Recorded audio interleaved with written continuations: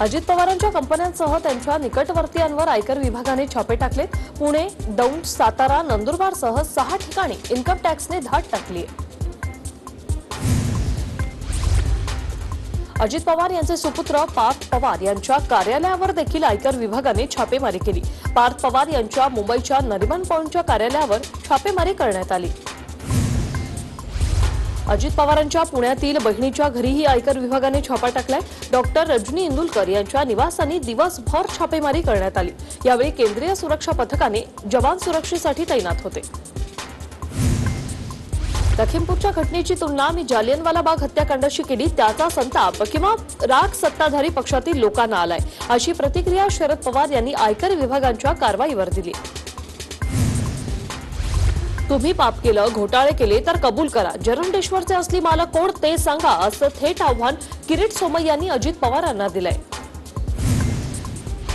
आयकर विभागाच्या छापेमारी प्रकरणी राष्ट्रवादी आमदार रोहित पवार यांनी भाजपवर निशाणा साधला।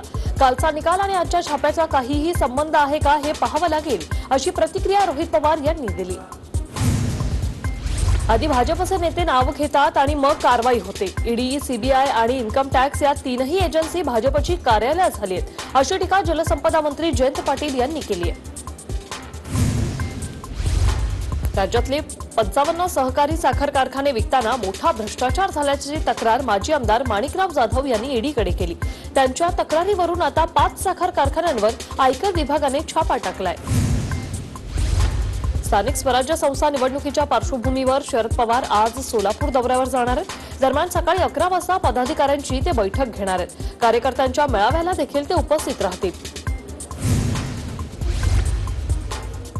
मनसे अध्यक्ष राज ठाकरे आणि आज आणि उद्या असे 2 दिवस ते पुण्याचा दौरा करतात। राज ठाकरे यांच्या हस्ते पुणे शहरातील सर्व शाखाध्यक्षांना नेमणूक पत्राचं वितरण करण्यात येईल। दादरा नगर हवेलीचे खासदार स्वर्गीय मोहन डेलकर यांच्या कुटुंबियांनी शिवसेनेत प्रवेश केलेला आहे। मोहन डेलकर यांच्या पत्नी कलाबेन आणि मुलगा अभिनव याने मुख्यमंत्री ठाकरेंच्या हस्ते शिवबंधन बांधून सेनेत प्रवेश केलेला आहे। यावेळी संजय राऊत देखील उपस्थित होते। सामनाच्या अग्रलेखातून भाजपवर टीका करण्यात आली। पंचायत समिती पोटनिवडणुकांमध्ये अनेक ठिकाणी महाविकास आघाडीतील घटक पक्ष स्वतंत्रपणे लढूनही भाजपला पुढे जाता आलं नाही। त्यामुळे आता जनतेने भाजपला जमिनीवर ठेवलंय, असं सामनाच्या अग्रलेखात म्हटलंय।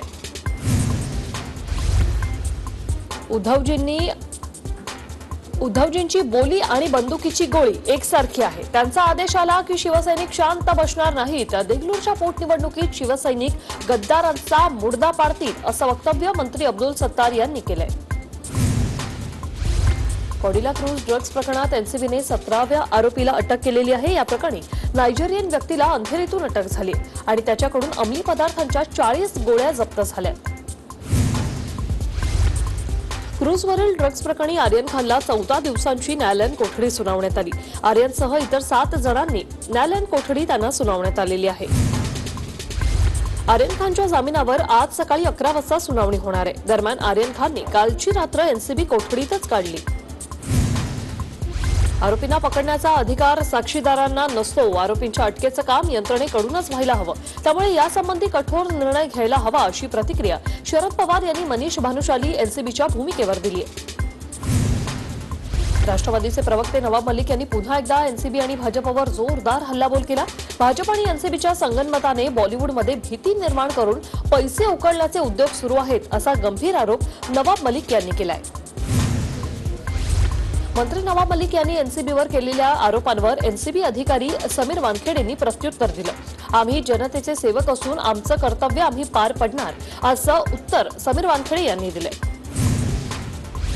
क्रूजवरील सीसीटीव्हीचा फुटेज मिळण्यासाठी आम्ही अर्ज केला, मात्र त्यावर एनसीबीने कोणतीही प्रतिक्रिया दिली नाही, असं अरबाज मर्चंटचे वडील असलम मर्चंट यांनी सांगितलं। लखीमपूर हिंसाचार प्रकरणी तातडीने विस्तृत अहवाल सादर करा, असे आदेश सुप्रीम कोर्टाने उत्तर प्रदेश सरकारला दिले। या प्रकरणाची सुनावणी आज होणार आहे। लखीमपूर घटनेप्रकरणी माहिती सादर करण्याचे आदेश सुप्रीम कोर्टाने दिल्यानंतर उत्तर प्रदेश पोलीस कामाला लागली, तर या प्रकरणी केंद्रीय राज्यमंत्री अजय मिश्रा यांच्या मुलाला पोलिसांनी समन्स बजावलंय। जोपर्यंत लखीमपूर हिंसेला जबाबदार असलेल्या मंत्र्यांची हकलपट्टी होत नाही, तोपर्यंत त्या मुलाला अटक केली जात नाही। तोपर्यंत मी लढतच राहणार असं वचन देत काँग्रेसच्या महासचिव प्रियंका गांधी यांनी योगी सरकारला इशारा दिलाय. पंजाब काँग्रेसचे अध्यक्ष नवजोत सिंग सिद्धू यांच्या नेतृत्वात उत्तर प्रदेशमधील लखीमपूर खेरी येथे जाणाऱ्या वाहन मार्चला पोलिसांनी रोखलं, तर शहाजहापूरमध्ये नवजोत सिंह सिद्धू यांना पोलिसांनी ताब्यात घेतलं. मोदींच्या राजकीय सत्ताकाळाला 20 वर्ष पूर्ण झाली, त्यामुळे केंद्रीय गृहमंत्री अमित शहांनी पंतप्रधान मोदींना शुभेच्छा दिल्या. मोदींच्या इच्छाशक्तीमुळे अशक्य होतं ते शक्य झालेलं आहे असं अमित शहा म्हणाले. भारतीय प्रवाशांवरील निर्बंध ब्रिटनच्या सरकारने हटवलेत. आता कोविशिल्डचे 2 डोस घेतलेल्या भारतीयांना ब्रिटनमध्ये क्वारंटाईनची गरज नसणार आहे, तर युके मान्यताप्राप्त लस घेतलेल्यांना देखील क्वारंटाईनची गरज नसणार आहे. चार्टर्ड विमानाने भारतात येणाऱ्या विदेशी नागरिकांना 15 ऑक्टोबरपासून व्हिसा देण्याचा निर्णय गृह मंत्रालयाने घेतलाय.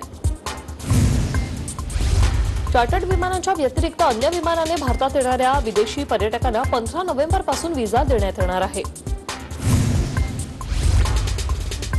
रेल्वे प्रशासनाने मुंबईत प्लॅटफॉर्म तिकिटांच्या दरात 5 पटींनी वाढ केली. गर्दी टाळण्यासाठी निर्णय रेल्वे प्रशासनानं हा घेतलेला आहे. उद्यापासून प्लॅटफॉर्म तिकिटासाठी 10 रुपयांऐवजी 50 रुपये मोजावे लागतील. प्रवाशांची सुरक्षा लक्षात घेऊन रेल्वे मंत्रालयाने कोविड-19 नियमावली 6 महिने किंवा पुढील निर्देशापर्यंत वाढवली. आदेशानुसार रेल्वे परिसर आणि गाड्यांमध्ये मास्क न घातल्यास 500 रुपयांपर्यंत दंड आकारला जाणार आहे. नवरात्रीच्या पहिल्याच दिवशी निम्मे कोकण अंधारमय झालं. रत्नागिरी, सिंधुदुर्ग जिल्ह्यात शहरातील वीज पुरवठा काही वेळानंतर सुरळीत झाला, मात्र ग्रामीण भागातील वीज पुरवठा अद्यापही खंडितच आहे. शिवसेना नेते आनंदराव अडसुळांवर एन्जिओग्राफी करण्यात आली. गोरेगावच्या एसआरव्ही रुग्णालयात एन्जिओग्राफी झाल्याची माहिती सूत्रांनी दिली. मुंबई महापालिकेवर स्वबळाने शिवसेनेचाच भगवा फडकेल असं वक्तव्य संजय राऊतांनी केलं. कुणी कितीही काड्या लावल्या तरी सरकारचा बाका होणार नाही असं राऊत म्हणतायत. नागपूर जिल्हा परिषद आणि पंचायत समितीमध्ये काँग्रेसने विजय मिळवला आणि त्यामुळे कार्यकर्त्यांमध्ये उत्साह संचारलाय. 15 वर्षापासून भाजपची सत्ता असलेली महापालिका काबीज करण्याचा प्लॅन आखलाय. काँग्रेस एनसीपी बरोबरच्या आघाडीचा शिवसेनेला पश्चाताप होईल असं वक्तव्य सुधीर मुनगंटीवार यांनी केलं. असंघाशी संघ केल्यानं शिवसेनेची पिछेहाट सुरू आहे असं मुनगंटीवार म्हणतायत. देगलूर पोटनिवडणुकीच्या प्रचारात मंत्री अशोक चव्हाण यांनी मुख्यमंत्र्यांवर कौतुकाचा वर्षाव केला. वाघाला नीट वागवलं तर उत्तम, त्याची शेपटी ओढण्याचा प्रयत्न केला तर वाघ चावल्याशिवाय राहत नाही असं अशोक चव्हाण म्हणतायत. मुख्यमंत्री उद्धव ठाकरे यांनी केंद्रीय नागरी हवाई वाहतूक मंत्री ज्योतिरादित्य सिंधिया यांच्याशी चिपी विमानतळासंदर्भात चर्चा केली. चिपी विमानतळामुळे कोकणाला फायदा होणार असून राज्यात इतर ठिकाणीही विमान सेवेची क्षमता वाढवावी असं आवाहन मुख्यमंत्र्यांनी यावेळी केलं. चिपी विमानतळाजवळील रस्त्यावर राणे समर्थकांची बॅनरबाजी पाहायला मिळाली. दादा तुम्ही करून दाखवलं अशा आशयाचे बॅनर लावत भाजपकडून सेनेला डिवचण्याचा प्रयत्न करण्यात आलाय. पर्यावरण मंत्री आदित्य ठाकरेंच्या संकल्पनेतील मुंबईच्या पवई तलाव परिसरात सायकल ट्रॅकला भाजपने विरोध केला. पवई तलावाचा गळा घोटू नका अशा आशयाचे पत्र भाजप खासदार मनोज कोटक यांनी पालिका आयुक्तांना दिले. दसरा दिवाळीच्या तोंडावर राज्य सरकारी कर्मचाऱ्यांच्या महागाई भत्त्यात वाढ करण्याचा निर्णय राज्य सरकारने घेतला. महागाई भत्त्यात तब्बल 11% वाढ करण्याचा निर्णय घेण्यात आलेला आहे. आता केंद्र सरकारने महाराष्ट्रासह 5 राज्यांना अलर्ट दिलेला आहे. केरळ, महाराष्ट्र, तामिळनाडू, मिझोरम आणि कर्नाटक आदी 5 राज्यात 10,000हून कोरोनाचे सक्रिय रुग्ण आढळत आहेत. राज्यात आता मंदिरं सुरू करण्यात आली आहेत, मात्र अजूनही कोरोनाचं संकट काही संपलं नाही. दसरा दिवाळीनंतर राज्यात 3ऱ्या लाटेची शक्यता आहे असा इशारा आरोग्यमंत्री राजेश टोपे यांनी दिलाय. अहमदनगर जिल्ह्यात काल एका दिवसात 415 नवीन कोरोनाबाधित रुग्ण आढळले. 9 रुग्णांचा मृत्यू झाला तर 614 रुग्ण कोरोनामुक्त झालेत.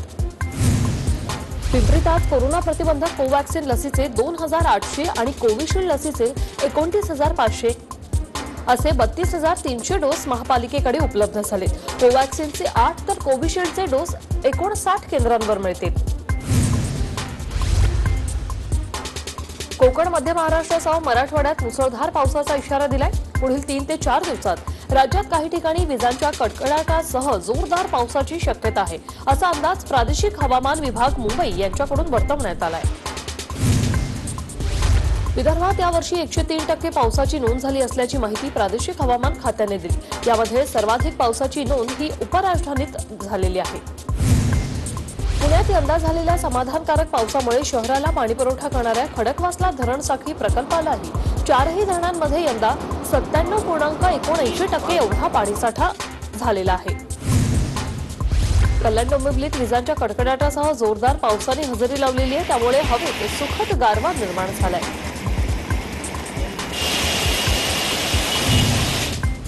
जुलै महिन्यात अतिवृष्टीमुळे झालेल्या नुकसानीपोटी अखेर राज्य सरकारने 365 कोटी रुपयांची मदत जाहीर केली, तरी सर्व कार्यान्वित यंत्रणांनी तात्काळ मदत बाधितांपर्यंत पोहोचवावी याची दक्षता घेण्याचे निर्देश विजय वडेट्टीवार यांनी दिलेत।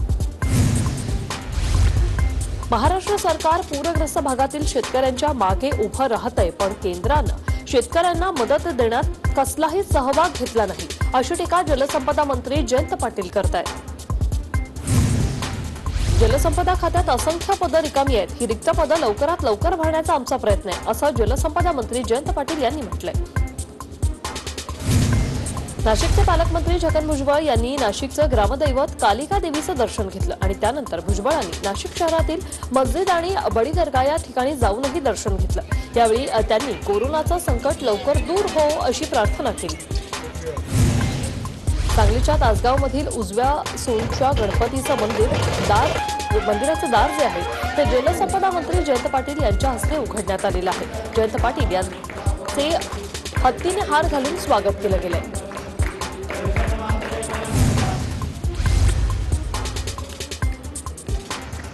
आमदार नितेश राणे यांनी देवगडमध्ये ई बाईक सफारीचा आनंद घेतलेला आहे। देवगडमध्ये एका ई बाईक शोरूमच्या उद्घाटनानंतर नितेश राणे यांनी देवगडमध्ये ई बाईकवरून रपेट मारली।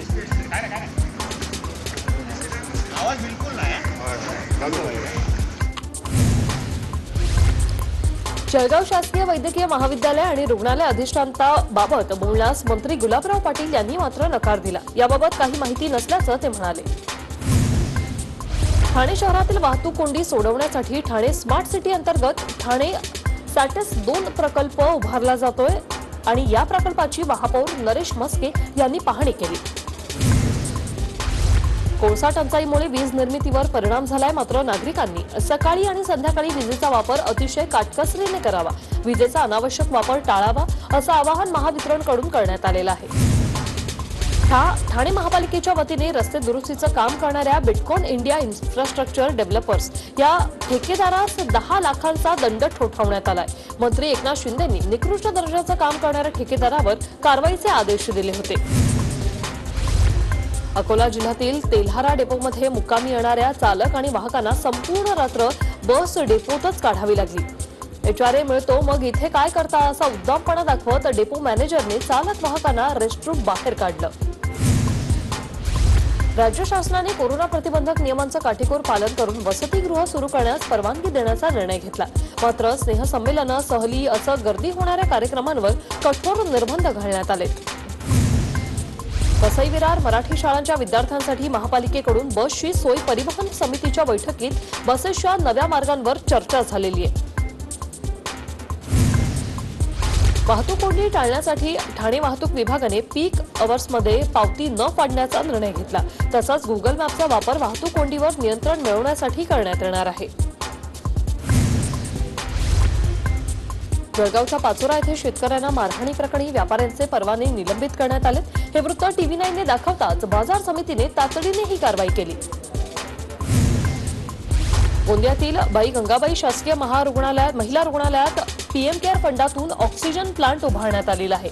जिल्हाधिकारी नैना कुंडे आणि आमदार विनोद अग्रवाल यांच्या हस्ते या प्लांटचं लोकार्पण झालंय। अंबरनाथमध्ये एका रिक्षा चालकाने लकी एंटरप्राइजेस या दुकानाच्या बाहेर ठेवलेला 15 किलोचा तेलाचा डब्बा चोरला। ही घटना सीसीटीव्हीत कैद झाली आहे। पिंपरी चिंचवडच्या थेरगावमध्ये एका चारचाकीत मृतदेह आढळल्यानं खळबळ माजली। महेश पायगुडे असं मृत व्यक्तीचं नाव असून हा घातपात आहे की आत्महत्या याबाबत पोलीस शोध घेत आहेत।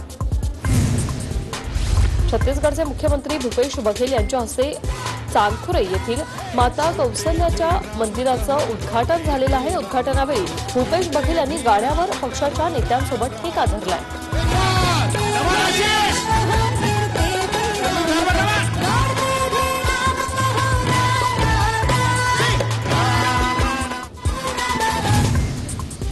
काश्मीरमधील सद्यस्थितीवर केंद्रीय गृहमंत्रालयाची 1.5 तास बैठक झाली। या बैठकीला गृहमंत्री अमित शहा, अजित डोवाल हे देखील उपस्थित होते। केंद्र सरकारने सिरम इन्स्टिट्यूट आणि भारत बायोटेकला परदेशात लस पुरवठा करण्यासाठी परवानगी दिली आणि त्यानुसार नेपाळ, म्यानमार आणि बांगलादेशला कोविशिल्डचे प्रत्येकी 10 लाख तर इराणला कोवॅक्सिनचे 10 लाख डोस पुरवण्यात येणार आहेत। देशात कोरोना लसीकरणाने 93 कोटी डोसचा आकडा ओलांडलाय आणि लवकरच 100 कोटी डोस पूर्ण होणार आहेत। ही प्रत्येक भारतीयासाठी अभिमानाची बाब असल्याचं पंतप्रधान नरेंद्र मोदी यांनी म्हटलंय।